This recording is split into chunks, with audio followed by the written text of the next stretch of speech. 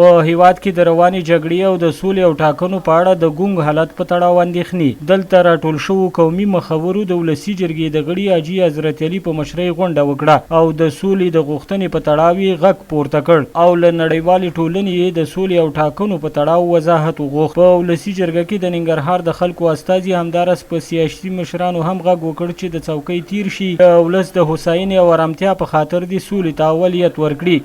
زه غواړم د بین المللي جامعې نه چې سولخه موږ غواړو، ټول افغانان یې غواړي، ټول ولس یې غواړي. موږ ته د واضح شي چې آیا سولخه مخکې کېږي.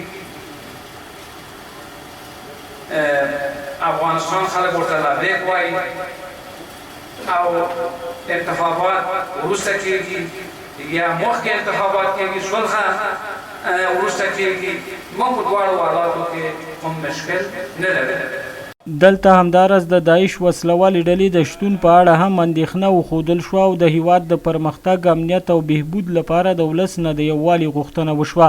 افغانستان حکومت نه او د دنیاوالو نه دا غواړم چې کله د طالبانو سره سولخه راځي، افغانستان د جنګ دروازه باید بنده شي. نه باید دلته داعش وي، نه باید القاعده وي.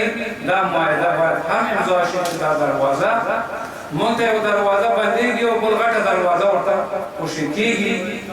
دغه رقم ته د دنیاوالو نه او زموږ د حکومت نه توجه اړوم چې دې شی ته باید متوجه اوسي چې موږ دې هم نه باید خلاص شو. ولسونو هم د سولې غوښتنه وکړه او وایي د سولې په تړاو د هر ډول هڅو ستاینه کوي.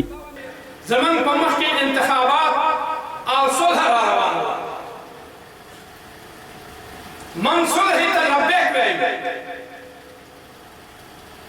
که چېرته صلح راشي د هر چا په وجود کې چې راشي زموږ به لاسونه پورته وي او ورته به نارې تکبیر وي.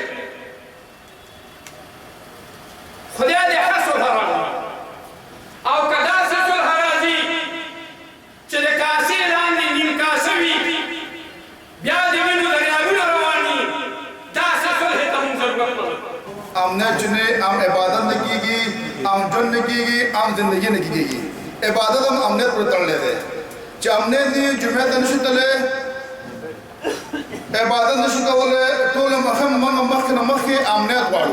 دا په داسې حال کې ده چې د قطر په دوحه کې د امریکا او طالب چارواکو ترمنځ د سولې د نهم پړاو خبرې پیل شوي او ویل کېږي چې دا ځل به د دواړو لورو ترمنځ هوکړه وشي. خو د دې سربېره افغان حکومت بیا د سولې ترڅنګ په ټاکنو هم ټینګار کوي.